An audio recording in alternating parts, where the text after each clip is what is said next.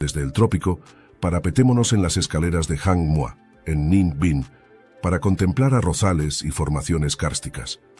Apodada la Gruta de la Danza, este enclave fue concebido por un rey de la dinastía Tran como un templo de entretenimiento y contemplación.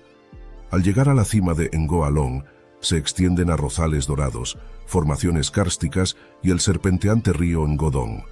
Además del mirador del dragón, un desvío conduce a una pagoda que conserva la esencia de la arquitectura tradicional vietnamita, testimonio de la refinada maestría de sus antiguos artesanos.